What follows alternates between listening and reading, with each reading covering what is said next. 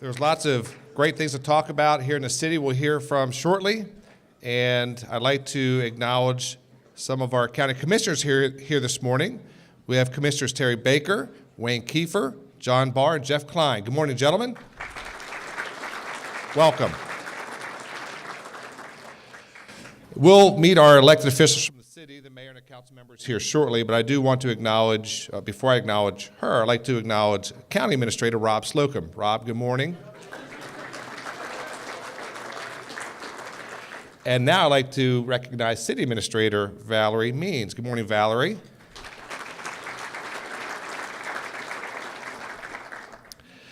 We'd also like to acknowledge some recent WCBA winners. Last Wednesday, if you weren't at the Maryland Theater, you missed a great evening. Jessica is here this morning. They took care of us at the Maryland Theater. We had a great event. Want to thank also Jim Miller and Al and the rest of the team for the work they did with some great videos. And here this morning, I didn't see the trophies. It's like the Stanley Cup. I thought you were supposed to carry them around. But we have this year's winner at your service, Chick-fil-A, Randy Scott, Mary Teal Medina, and team. Good morning. We also have representing the Bowman Group, Large Business of the Year. We have Don and Rob and his team member, Cindy. Good morning. Welcome. Congratulations. It was a great evening. And before I introduce the mayor, I'll give you the lay of the land. I have a few shameless self-promotion plugs for the chamber, some events we have coming up that you will not want to miss. We'll introduce the mayor. He will introduce a video, and then he'll bring up the council members. And this morning, Aaron Petronetz, who is co-chair of the Government Affairs Committee, will moderate the questions. And there are cards and pencils on your table, so please, if you have a question, fill that out, and when it's time, we'll have someone collect them. A couple events we have coming up. Next Wednesday, the 14th, we have Eggs and Issues. We have at the Academy Theater, the topic is the legislation related to the $15 minimum wage. Michael Halloran is going to be speaking here next weekend or next Wednesday. I implore you, if you have an interest in this issue of $15 minimum wage, to come out and hear about how it's going to impact businesses and nonprofits alike. We have Business After Hours next Thursday, the 15th, 5 o'clock at Mercersburg Academy. The prize drawing is $2,500, but you have to register before noon on noon the 15th. You have to be present to win. And if you haven't been to Mercersburg, it's a beautiful facility, and they have great food for us.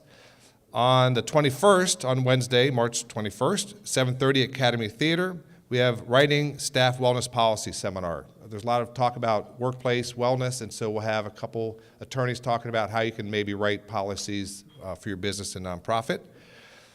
We have State of the City today. We have State of the Chamber, and that will be, I have the wrong date here, but it's April 3rd, Donna? County. State of the County. So we have State of the City today. Thank you, Al. You can tell why he was the Business Person of the Year last year. He stays on top of this. So State of the County, April 3rd. And then we also have on March 27th, One More Customer. That's going to be at our chamber office. And then Teacher of the Year is April 25th. All this, Hagerstown.org. Lots of great things coming up here in Hagerstown, Washington County. We hope to see you there. It's now my pleasure to bring up, to say good morning from Wright Gardner, Kristen Wright. He's our sponsor for this morning. Please help me welcome Kristen.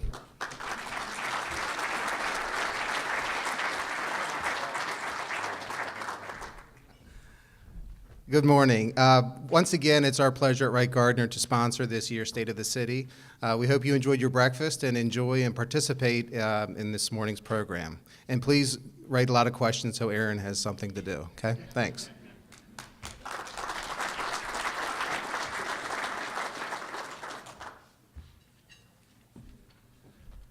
Thank you, Kristen. And as Kristen and the rest of our insurance friends say, you can never have too much insurance. So I know Kristen will take good care of you if you have any questions. So that's for John Latimer and Kristen and the rest of the insurance brokers out there.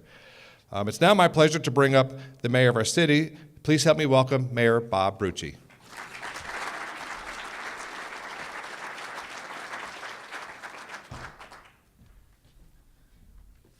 Well, good morning, and thank you very much, everyone, for getting up this morning and coming in here and braving this chilly morning to share it with us. Everybody stand up and wave, okay? Come on.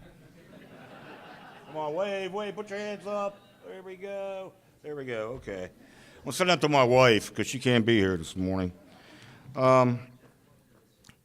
I want to thank Wright Gardner for once again sponsoring the State of the City for the City of Hagerstown and the Chamber. And as you'll see, we've added a few new faces to the council since last year, and we're definitely looking for much out of Alston and Shelley as the year progresses. You know, we've accomplished some this past year, not as much as we'd like to. We were hindered a little bit with not having enough members, and there were some important things that we really didn't put on our agenda until we had a full contingency of people in the council table. But, you know, we're still struggling in the city of Hagerstown. Now, this isn't supposed to be a doom and gloom kind of statement, but you know, we're still struggling to stabilize our neighborhoods, reduce our opioid use in the city, increase economic development, make Hagerstown a friendlier place to do business. And you're going to hear about much of this in the video. You know, and we grapple with these issues every day. But I want to thank our city staff who are out there every day. Our police department, our fire department, our public works, our water, sewer, our parks. Those guys are out there every day, you know, fighting the hard fight, and I appreciate that. So you'll see in the video again that, you know, we've done some great things despite our challenges. We have some things to overcome, but I'm sure you'll enjoy the video and we'll be able to highlight some of the great things that we've done. So sit back, sip your coffee, and enjoy the video. Thanks.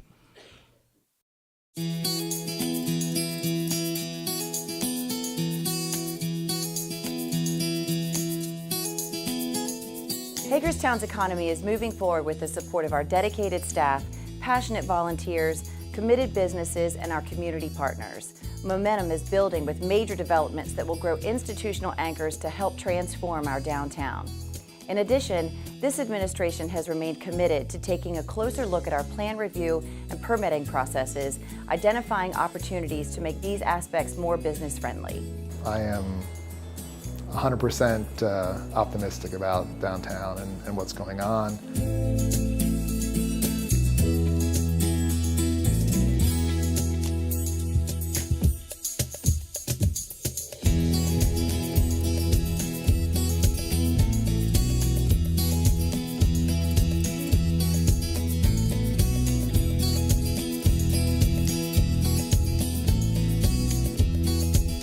The city previously purchased 4353 West Washington Street, a property in our downtown that sat vacant, neglected, and was running into disrepair.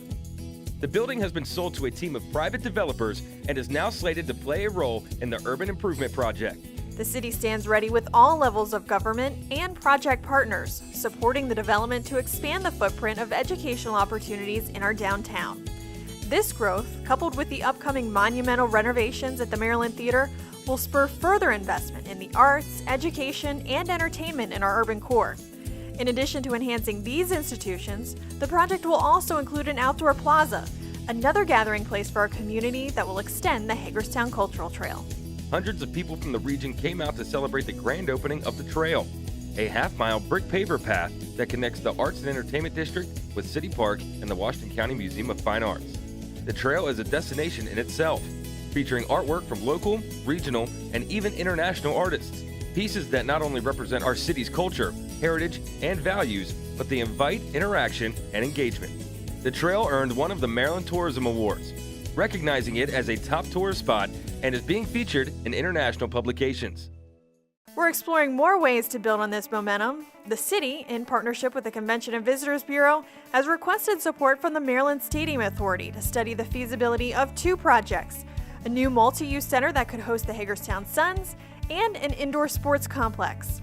These projects recognize the economic value sports and athletics bring to the city, and it capitalizes on the many local youth leagues that have to travel to other communities for indoor athletic facilities. The city is taking a closer look at how we support development, including our review and permitting processes. Over the last year, the Planning, Inspections, and Code Compliance Review Committee dedicated efforts to learn more about operations, conducting businesses within the guidelines of city and state codes, and ultimately finding areas of flexibility and improvement. This group, comprised of city staff, developers, landlords, property managers, and architects, engaged local stakeholders, to gather feedback and make these changes.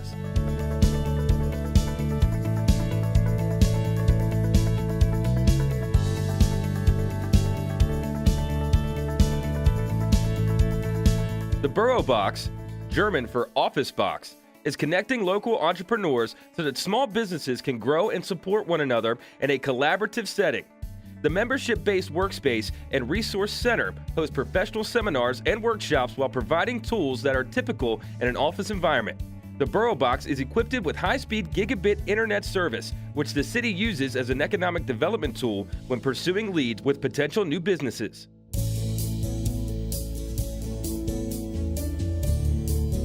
Our city faced our share of challenges with violent crime over the past year. Many of these incidents can be directly linked to struggles that are being experienced across the nation. Things like opioid addiction, the drug trade, and mental health circumstances. Our police department is confronting those issues head-on with our community partners and finding solutions across multiple strategies. Our fire department is finding ways to improve response times in emergencies while working smarter with our available resources. Law enforcement is working with county, state, and federal agencies to address violent offenders. These special investigations are taking drugs and weapons off the street in the greater Washington County area. There's no safe haven here in the city of Hagerstown or in Washington County. None. We will be resolute every day to bring perpetrators of violence to our great city, and we will eradicate it. And just to those that are listening, we're not done yet. We're in the first quarter. We're not finished. So we got a lot more to come. Your leadership in these law enforcement agencies and the men and women of those law enforcement agencies has been crucial and vital in addressing these kind of armed violent criminals. They have been relentless in their pursuit to solve these crimes and to address the problems that continue to be systemic throughout our region. The Hagerstown Police Department has rolled out the Community Resource Officer program, dedicating a patrol officer to 4 specific neighborhoods of the city. These officers develop relationships and work with neighbors to prevent crime and resolve nuisance issues. The department is in progress with upgrading the network of neighborhood cameras throughout the city. The presence of these cameras has proven beneficial in deterring criminal activity and addressing suspicious activity when neighbors have concerns. The launch of the body-worn camera program has been a success, building trust with the community through the transparency of its operations. The department is now incorporating new technology to address human error. Deploying a taser will turn on all cameras in the immediate area. The record button will also be activated when running lights and sirens, and the camera goes on when an officer withdraws a firearm. The city recently installed red light cameras to enforce 2 intersections. This technology is making officers available for proactive patrols while preventing the most dangerous, deadly traffic accidents. The Hagerstown Fire Department now has a second new ladder truck in service. Truck 1 and its volunteer company moved to the east end of the city, sharing a location with Engine 3. This was a difficult transition for volunteer members to make after operating for several generations at the West Franklin Street station, but it also provides more sufficient coverage across the community. Fire administrators continue to identify strategies to maximize resources and improve the safety of firefighters on their all-hazards mission, setting a goal of having at least 3 firefighters on each apparatus. When units are not engaged on emergency runs, they are focused on community risk reduction activities, training, building inspections, and other activities necessary to keep our citizens safe. The chief has made it clear, in order to provide the highest level of service to our community, there must be a collaborative effort. This involves the city, Washington County, and the volunteer companies working together to move emergency services forward in a sustainable way. I would continue to encourage collaboration, support of the volunteer system, and just continue to have the difficult conversations about how we can most efficiently deliver these services to our citizens. Next to Community Rescue Service, the Hagerstown Fire Department is the largest provider of fire rescue services in Washington County.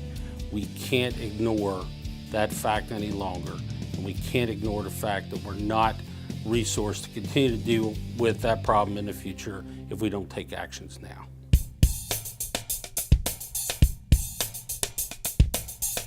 Our neighborhoods are the fabric of our community. Each department across local government works with our neighbors to foster the highest quality of life on each block.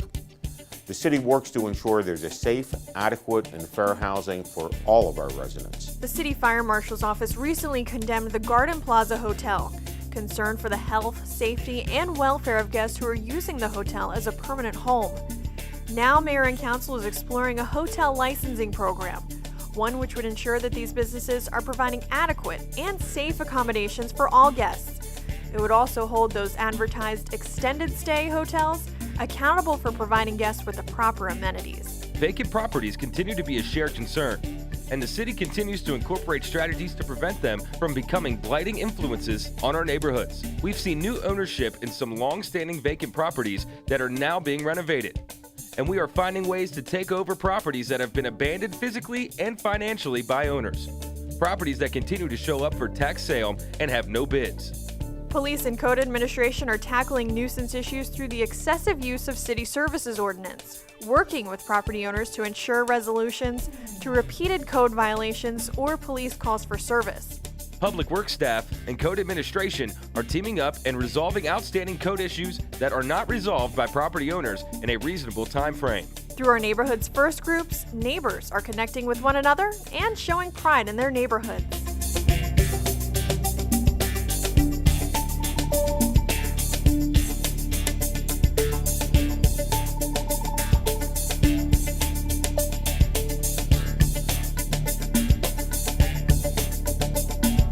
We're encouraging home ownership in the city, providing incentives in the form of down payment assistance.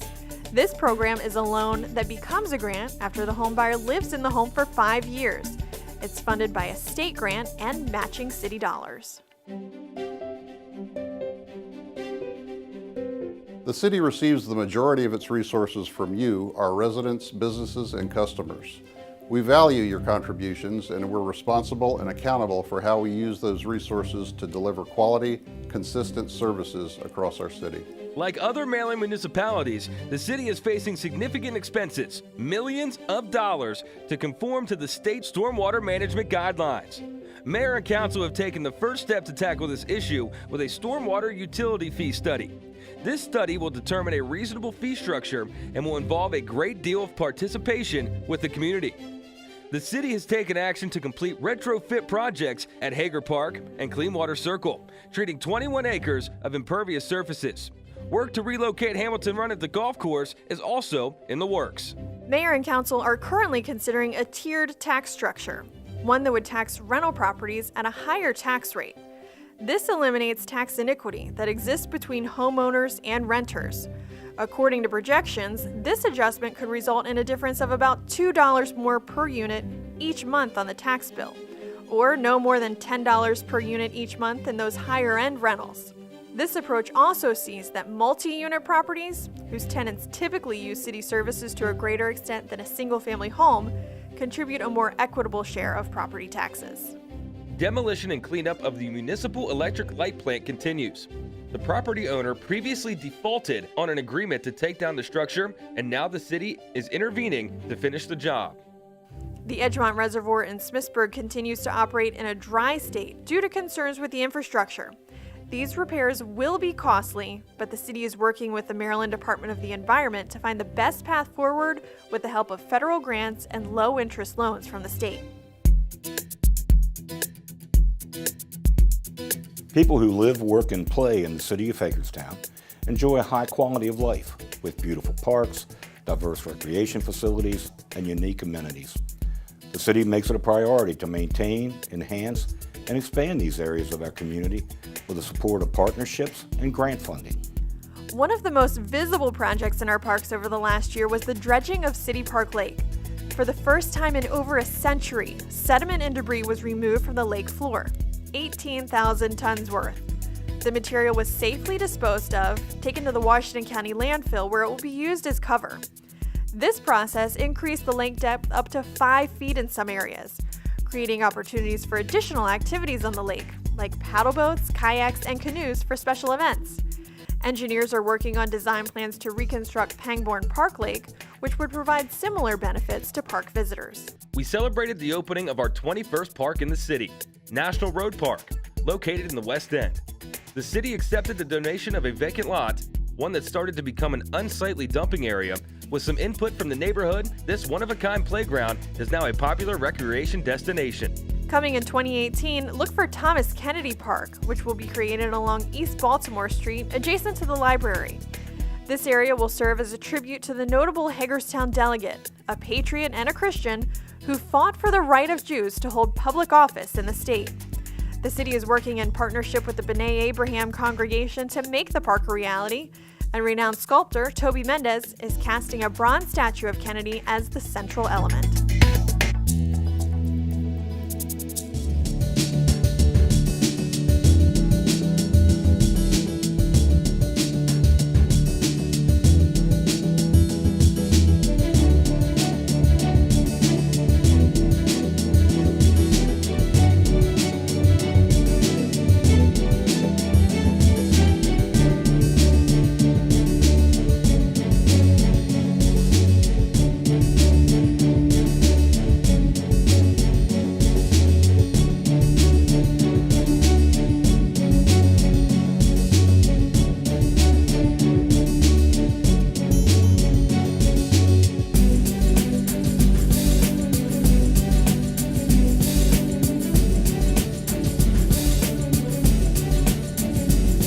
It's our collective action that makes a difference in our community. Everyone has a role in making a positive impact and moving Hagerstown forward. We challenge you to put down your smartphones, shut down your computers, step away from your side conversations, and get involved. From picking up trash on your street or getting to know your neighbors, to being a positive community advocate or serving on one of our boards and commissions. The only action that is too small is inaction. We challenge you to be part of the progress in the year ahead of us.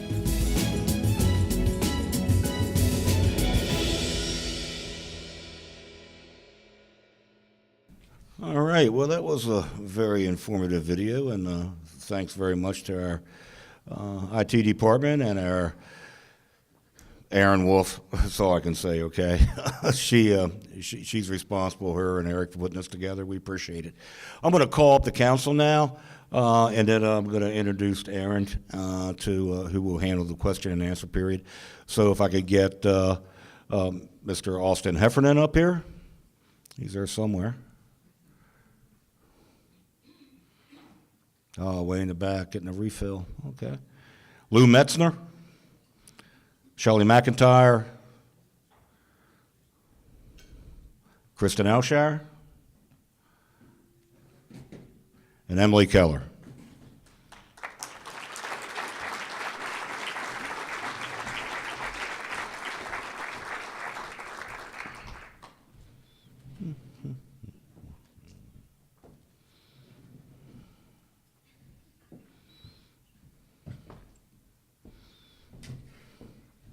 Aaron, it's all yours, buddy. Come on.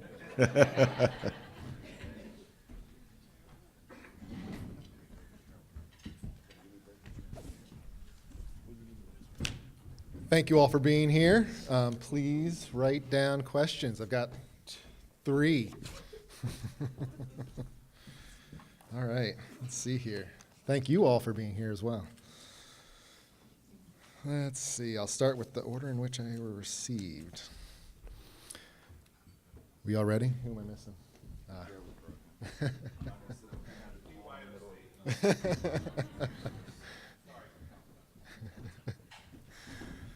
All right, ready. The Community Rescue Service, the primary EMS service for Hagerstown and the surrounding area, remains significantly underfunded from the city. CRS is included in the non-essential portion of the budget. Why is this, and what are you going to do to correct this? Community Rescue Squad is not a function of the city of Hagerstown. It is not underfunded. It was never funded until many, many years ago when it had a budget crisis. Matter of fact, I'm calling for CRS not to be funded this year by the city. It is not the city's responsibility. It is a county function, and it is an example of the absolute dysfunction of county fire and rescue programs.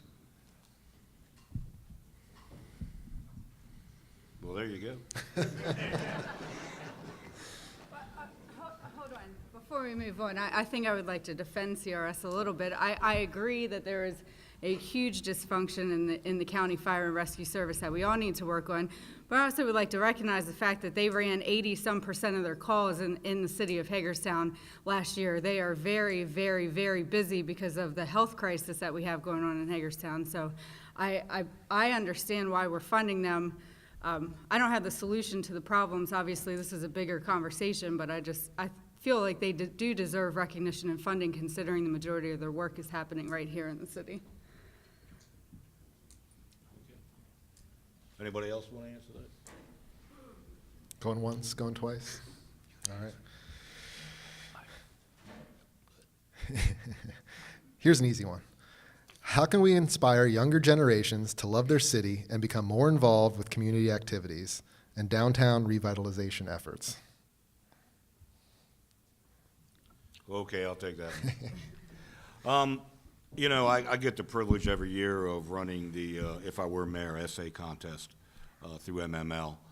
And I go to elementary schools and speak to fourth grade classes.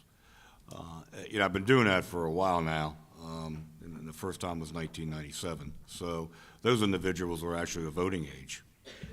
And hopefully I made an impact on them.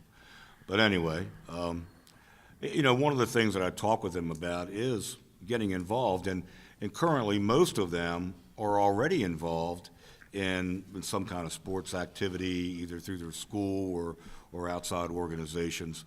And I tell them that's the first step, because that gets them acclimated into a team kind of atmosphere and helps put them on a path to realize that nothing happens by itself, ever.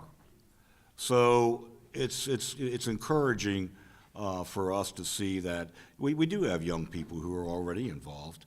You know, we have some who come to all of our events, and we have some who are volunteering, like over at Fairgrounds Park and places like that. So we have the younger generation getting involved, but they definitely need to be more involved because they're the ones who are going to be our leaders at some point in time, as we all get older, and we're going to rely on them to make the best decisions for us that they can.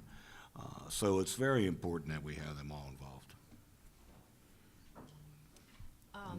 I actually had the privilege, one of the first things I was able to do as an appointed council member was to meet with a young man that was getting his civic engagement award for his Boy Scouts. And one of the concerns he had was homelessness and hunger in our community. So his mom and their two sons, or her two sons, actually go every single week and volunteer at the Snyder Blessings Box, or It's a Blessing to be a Blessing, and actually feed the community. So going down and having, you know, those conversations with a parent that's getting their children, it starts with us. You know, we have to be proud of our city. We have to get our children involved. We have to take them downtown to restaurants because the Olive Garden and the chains are very busy and there's lots of, you know, wait times. But downtown you can eat quickly. So it starts with me. It starts with you guys. I think that's how we get our youth involved and change the perception. Anyone else? All right. What does the future hold for the city's farmers market?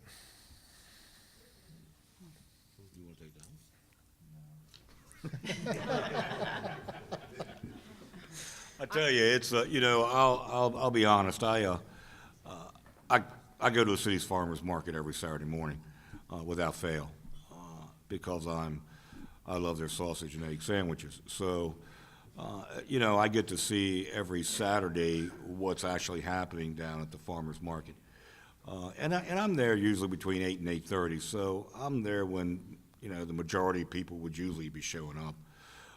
I mean, we were busy back during the holiday season, but you know, it's definitely a challenge. You know, we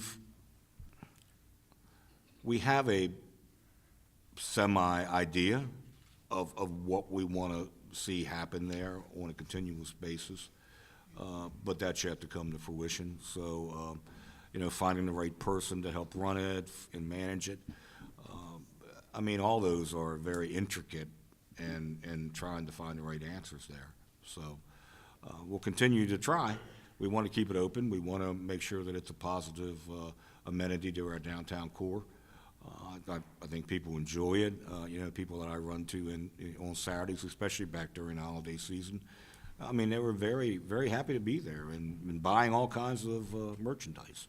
So if we can have that holiday season all year long, that would be great. So that's what we're striving for anyway. I think the farmer's market is an absolute asset, but I just have a question for everyone here. How many of you guys have been to the farmer's market in the last, say, 6 months? All right, we need everyone's hand to go up next time, because in order for the farmer's market to thrive, people have to go visit it. And we all talk about it all the time. I get approached about the farmer's market probably more than other than crime, any other issue, and people say, we want it thriving, we want it thriving. What about Fayetteville's farmer's market? What about, and they compare it to all these different places, but then I ask, well, have you gone to it lately? And the answer is always no. So it's not gonna thrive unless we can start going there on Saturday morning, having breakfast, buying the earrings that they sell, buying the merchandise that they sell. So my challenge to you guys is, if you wanna see a thriving farmer's market, please go visit it. You're not gonna find better meats anywhere, I'm telling you. Do what? Saturday. Al, you got to write those questions down. Come on. Yeah, Al, troublemaker. Really early. Yeah. 6 a.m. maybe? I think 5? 5 a.m. Even earlier. Earlier than I will ever get there, but it's open till noon. When you visit, post on Facebook. Yes, there you go.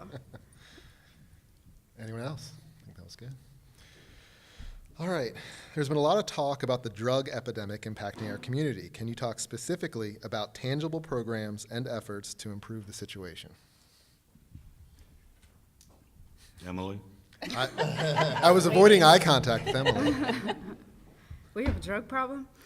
I think there's a lot of people that are trying to work together to solve this problem. I mean, it's definitely multi-pronged. We need treatment. We need law enforcement to step in and arrest the dealers, which are trying to do. We have the health department that's trying to find solutions. Washington County does have a senior opioid task force that was put together by the governor that meets once a month to try to come up with very strategic solutions.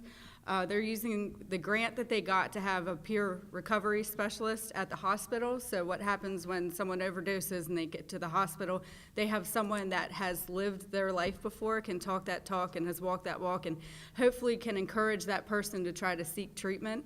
What was happening before is people were coming after an overdose, getting to the hospital, and they were greeted with an NTF agent. And normally they wanted to get the heck out of there as quickly as possible. So to have someone who can relate to them and conversate with them and can say, hey, I was in your position 2 years ago, 3 years ago, 4 years ago, now I'm thriving, let me help you get help, is gonna make a huge difference. And the city's put together a couple different things. We're gonna do some PSAs regarding opioid use and prescription pill use. And I can say that it's encouraging. There are several groups around the city and county who are working diligently to try to find solutions.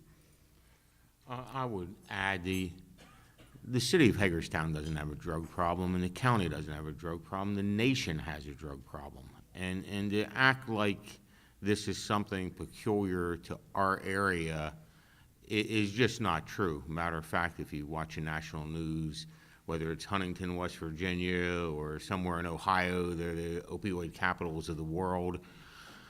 And people want a solution. And all I can tell you, I can still remember graduating high school in 1970 and being told about the drug problem that we had in this country, and hearing about the solution is just say no, and we have a war on drugs. And until we as a society change our ways, we're going to continue to have a problem with drugs. The opioid epidemic is something that should not have occurred because, candidly, Big Pharma is what's pushed this epidemic to where it is today. And we just have to work with state and county and national officials to try to resolve this. Anyone else? All right. against my better judgment, I'm going to sort of combine two questions. It's about jobs. There seems to be a large number of young adults in downtown without an apparent means of income, and why? And the second part of that question, also dealing with jobs, is what is the city doing to attract good-paying jobs that will expand our tax base? PG or PC County has done well with IT industry. What is the city doing? I could address the first issue about it seems like there's a lot of people downtown that don't have jobs. Let's see, Walnut Towers, Potomac Towers, Alexander House, C.W. Brooks. They're not bad folks, but it's all public housing, and a large majority of them are on disability, which means they are not working. And it was a decision made by county fathers back in the 70s that downtown Hagerstown was going to be the central location of public housing in the entire county. And it's not something that we're ever going to be able to change that I know of. It's just something that we have to work with and acknowledge that they are our citizens, they are our residents, and we have to work with them and acknowledge that they're folks. They're the same people that are in this room, and they deserve to be treated with respect. You know, the city of Hagerstown is not an island of itself, okay? We are a part of Washington County, and we are definitely a part of the state of Maryland. Anybody who has ever been involved with either the county's EDC or through our Economic Development Department will tell you there's a process when it comes to new business. The state of Maryland will get a lead on a new business that wants to locate into the state of Maryland. The state of Maryland will work that lead, and then if it doesn't work out for them, pass it on. Well, guess where it goes? It goes to the counties, all right? And then when it gets to the county level, they work it. And with, now I'm going to give them credit where credit's due, since we're represented on the county EDC, we get to hear all this also. But the county gets the lead, and you know, so forth. Now that's leads that come into the state. Now there are ways that we get leads also. We get leads every day that come into Jill's department, every single day. We work those leads. We do what we can. We have great incentive packages for new business and existing business in the core. You know, one of the things that I hear about, and thankfully I get to hear a little bit more about this now because I am now working in Frederick, but you know, I get to hear about how great Frederick is, and how come all their storefronts are full, and all these, and that's not true. If you've been through Frederick lately, you know there's a lot of boarded up storefronts in Frederick also. But the point is that if you just actually take your time and drive through Frederick and look at those buildings, and then come to Hagerstown and drive through Hagerstown and look at ours. Our buildings are like 5 times the size of their buildings. We built huge buildings when the city of Hagerstown was building, all right? We didn't build small business buildings like they have in Frederick. So it's harder to rehab our buildings. Ask Mike Fitzgerald, for goodness sakes, or Don Bowman, and they'll tell you the challenges that are there to rehab a big building to make it a viable place to employ people at. All the regulations that have been put in place, you know, all the ADA regulations. I mean, it's tough and expensive. And the city of Hagerstown has helped. And we continue to help. And will continue to help. It's just going to take some time. I think with the Urban Improvement Project and that coalition of people between Hager 5, the county, the city, the USMH, the state, I mean, I think that's going to be a huge plus for the city of Hagerstown when it's all said and done. But that's, you know, it's not going to happen overnight, and we're working diligently every single day. The other thing is we could use more private ambassadors like Mike Fitzgerald and Don Bowman that go out and tell the story to other folks about what the city has to offer. One of the things that I think we need to look at is we have programs on the books where we offer incentives or we provide low-interest loans to people who want to rehab a building or bring a business into town. And right now we're in the middle of formulating the next year's budget. And I heard about why isn't CRS funded? Everybody has a pet project that they want to see more funding for. I know we're critically short on police officers. We have a number of needs to address. We have to make some hard choices, and we need to be able to satisfy all these requirements at some level. We can't satisfy all of them fully. And the incentive programs for bringing businesses into town, we've got to figure out some way to fund that. And again, it's going after grant money as much as possible. But at the end of the day, we're going to have to look at some of that coming from the general fund. And to establish businesses, one of the parts of the question was about you know, providing jobs for young people downtown that are seem to be unemployed or misdirected or whatever. It all comes back to funding. The drug issue is a big issue that we need to deal with. We have, as Lou pointed out, there's a number of drawing factors that bring people into the downtown area for services and that type of thing. And once they get there, they have nothing to do. It's going to be a very challenging problem to deal with, but it comes down to funding and the type of choices we make and how much are we willing to support out of our pockets as taxpayers. I think that's a good segue into sort of the single thing I really wanted to convey today, because I think every question, frankly, every question was a negative question, but every question was associated with funding. And I just want to go through a couple of numbers real quick, just to put into perspective sort of what we see on this side of the table as it applies to our budgetary obligations each year.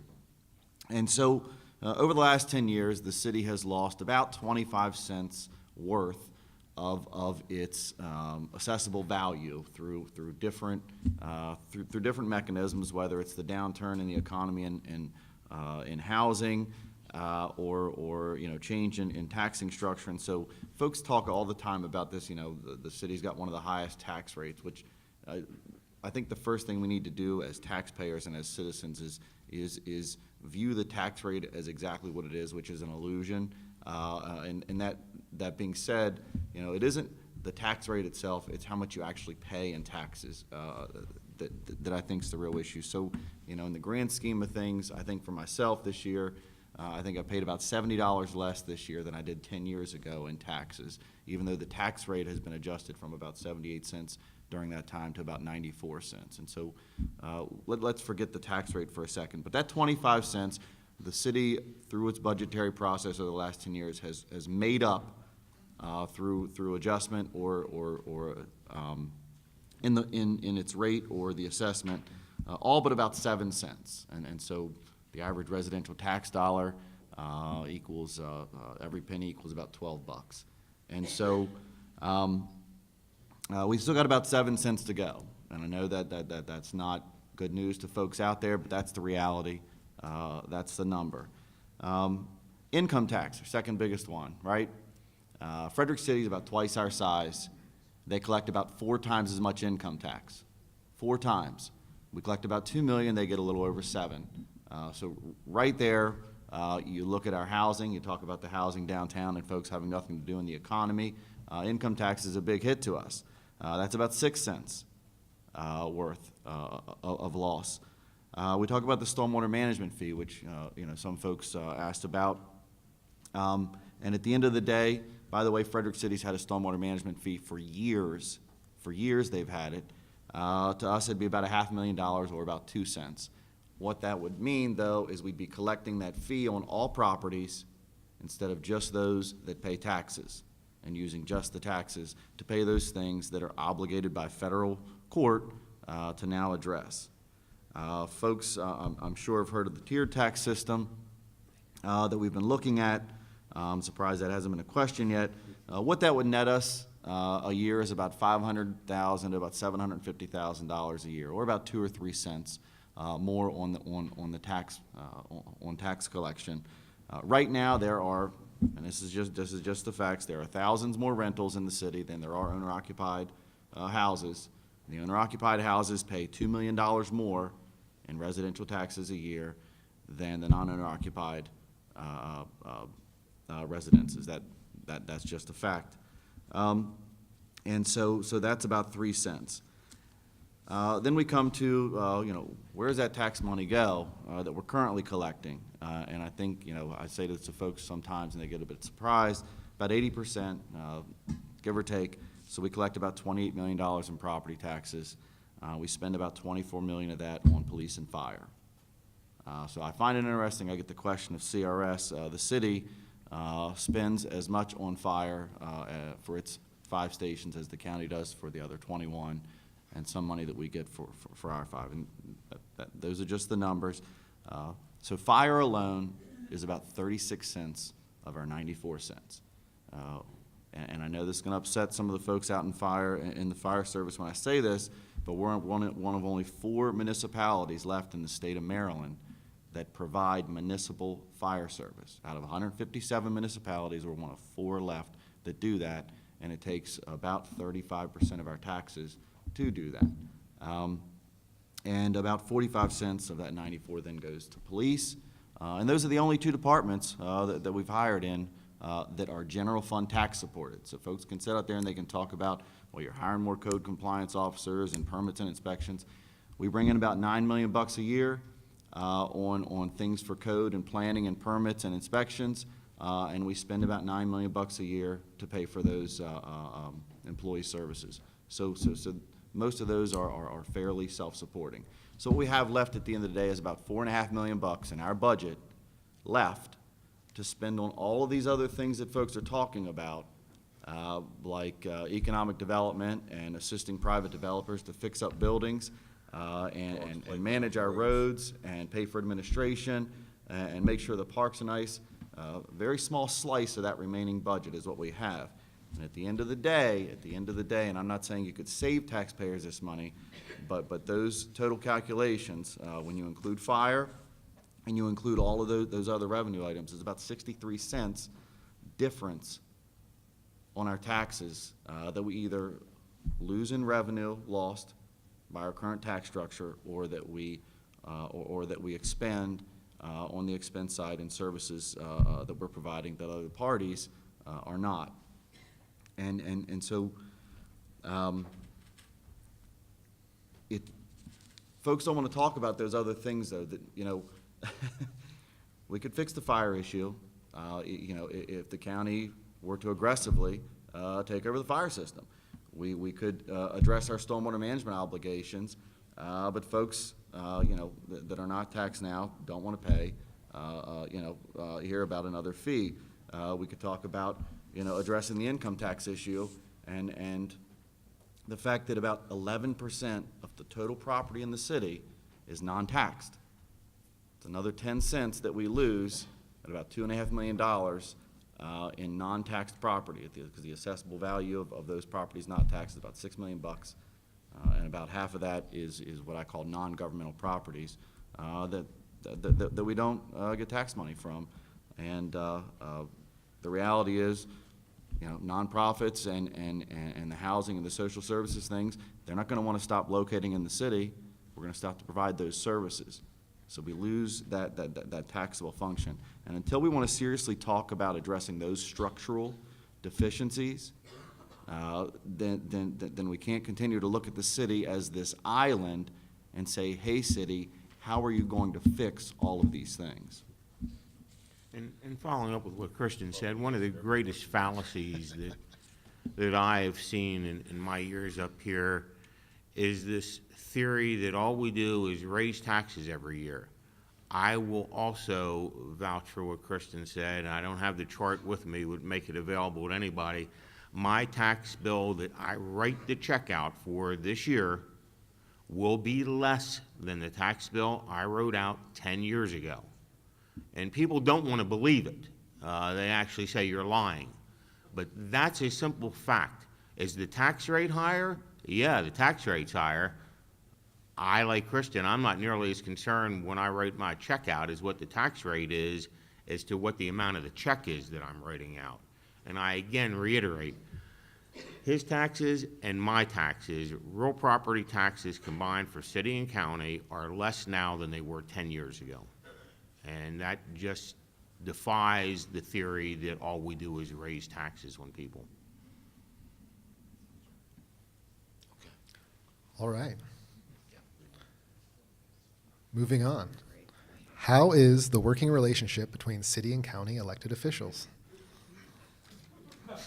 Oh, no, that's time. nothing to laugh at, actually. This is the first time I can tell you that we've had 4 county commissioners at the State of the City.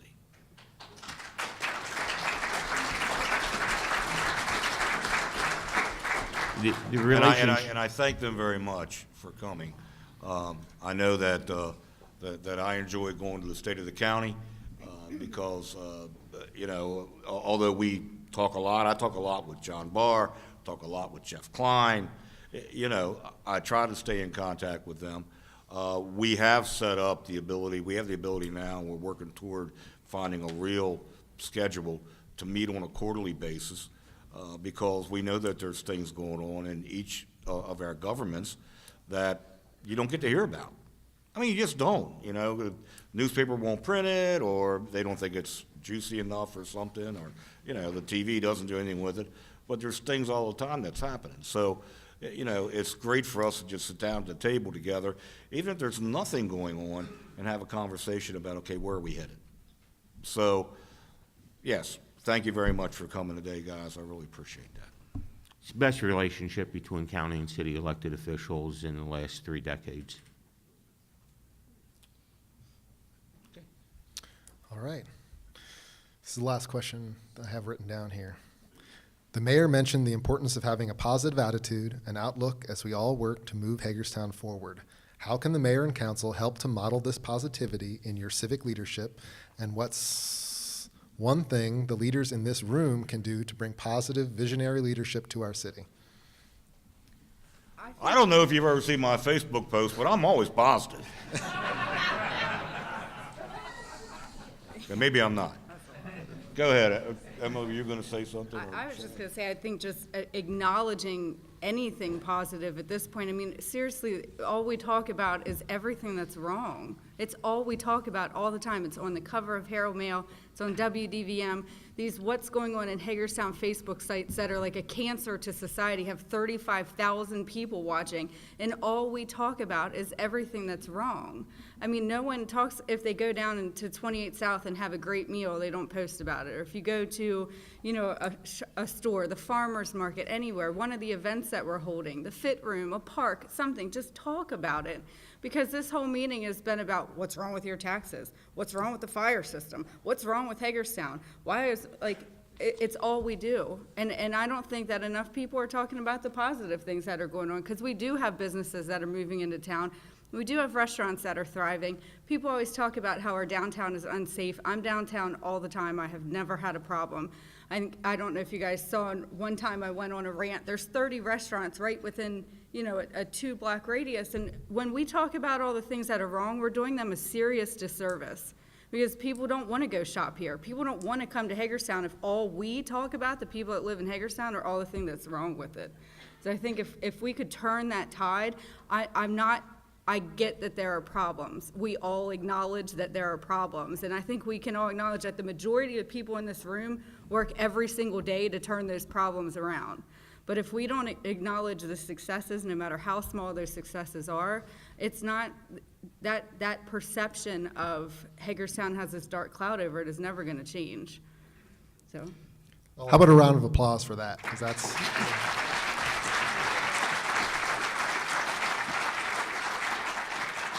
I'll echo what Emily just said.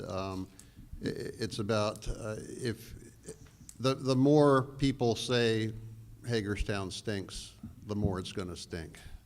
That's all. That's what's happening on these Facebook pages. That's what's happening word of mouth. My wife and I spent a very depressing evening last night eating at one of our favorite restaurants downtown, and we're having a discussion with the owner about why she's looking seriously at moving outside the city. And it's all perception. Her customers are afraid to come downtown at night. She has a good business during lunch hour, but they're afraid to come down at night. And why is that? In the area the restaurant is in, it's I think a very safe area. I've been down there a lot at night. I'm down there in the daytime. I've never seen anything untoward happening in that area. I feel perfectly safe downtown, walking around the streets. I'll go downtown at any hour of the night. I feel safe in the certain areas, but the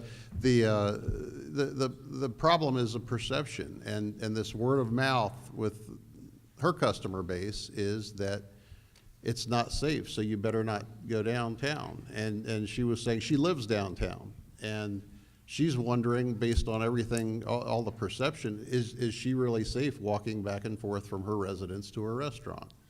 And I think she is. I feel safe. I feel safe for my wife being downtown. But we've got to start addressing some of these comments. As Emily said, some of these Facebook pages are so negative, and people outside of our community see them too, and newcomers to our community see them. And unfortunately, people believe what they see on Facebook. I don't know why, but they do. It's on the internet, it must be true. It's on the internet, it's got to be true. So I think the most important thing that all of us can do is, when we see these kind of blogs and Facebook posts that are trashing Hagerstown, call them out. Call them out for what they're saying, and don't take it. And demand some accountability from people who are trashing downtown.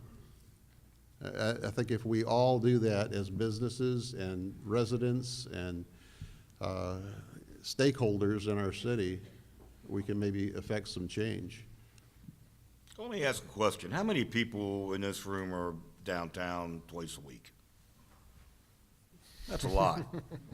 How many people in this room who are downtown twice a week have had to file a police report? No. Wait a minute, that can't be true, right? Listen, this perception of how unsafe our downtown core is, sure, is there crime in the downtown core? Of course there is. All right, I mean, you'd be a fool to think that there's not, because people live in the downtown core and things happen. This perception is not new. We go back to 1997 and 1998, we talk about the University Systems of Maryland going downtown and all the negativity that we heard about that.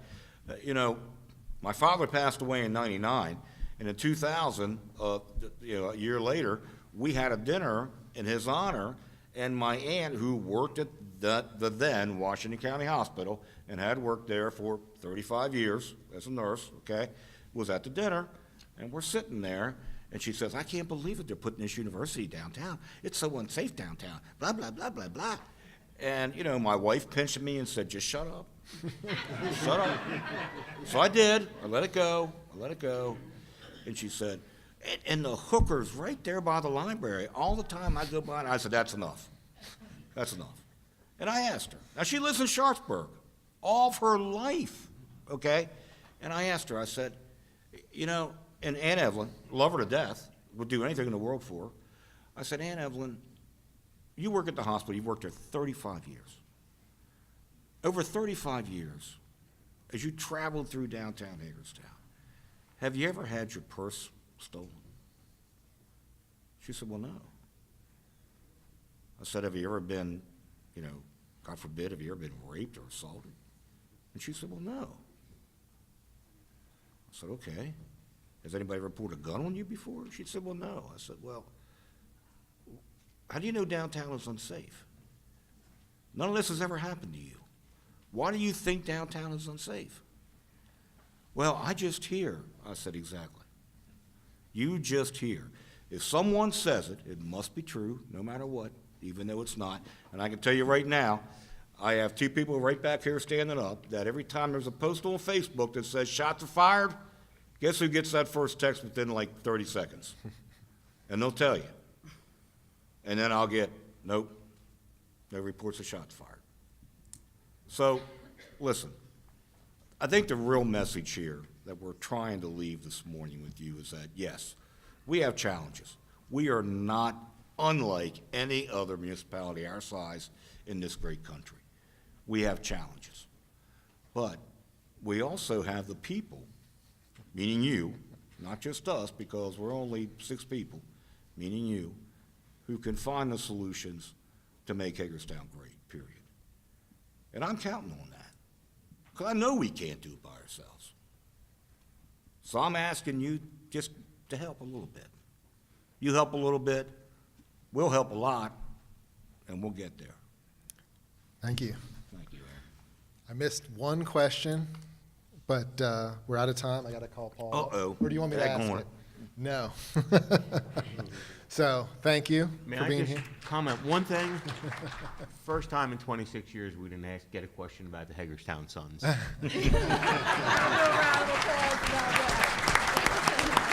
Well, it was in the video. Let's give Aaron Petternitz a round of applause. Thank you for moderating. And if you had that one question that did not get asked, the mayor and council will be here, I assume, a few minutes after we wrap up here. I do want to thank all of you for attending. I want to thank the mayor and council for being here this morning. You know, the chamber has 6 value statements, 2 of them around innovation and collaboration. And I think it's important that we all work together to innovate, try some new things, but to collaborate and partner. And you've heard council members and from the mayor about the partnering and collaboration. I think it's important. And the chamber is, of course, committed to working with the city, our friends at the city, to help improve what's happening. We have a lot of great things going on, which we saw in the video, and we need to reinforce with each other. And the mayor mentioned to get involved, be part of the solution, be part of the programs, the progress going on. And there's one initiative that's going on downtown, Main Street, Hagerstown. We have a number of committees. We have lots of opportunities.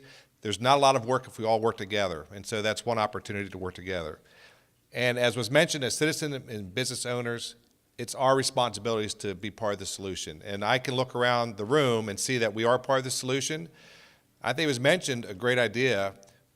When you hear something that's not true, address it, whether it be on Facebook, whether it be in the paper, address it. We have the power to do that. There's lots of positive things going on.